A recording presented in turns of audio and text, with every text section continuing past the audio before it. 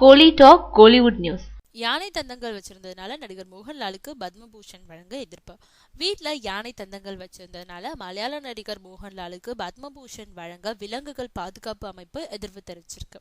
மோகன்லாலுக்கு பத்மபூஷன் விருது வழங்க கேரள அரசு சிபாரசு செஞ்சிருக்கு.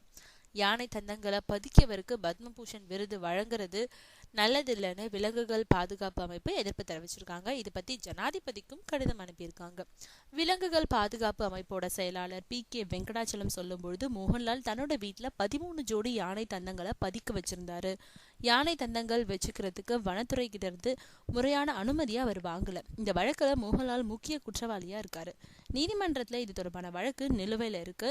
அதனால அவருக்கு உயரிய பத்மபூஷன் விருதை கொடுக்க கூடாதுன்னு சொல்லியிருக்காரு. 2 ஆண்டுகளுக்கு முன்னாடி யானை தந்தங்களை சட்டவிரோதமா பதுக்கி வச்சதா நடிகர் மோகன்லால் மேல கேரள வனத்துறையினர் வழக்கு பதிவு செஞ்சாங்க. அப்போ அவருடைய வீட்டுல சோதனை நடத்தினதுல 13 ஜோடி யானை தந்தங்களை கைப்பற்றினாங்க. ஆனா இது பத்தி பேட்டி அளிச்சிருந்த மோகன்லால், யானை தந்தங்கள் கடந்த 26 வருடங்களா என்னோட வீட்டுல இருக்கு. இது பத்தி பத்திரிகைகள்ல பல கட்டுரைகள் வந்திருக்கு.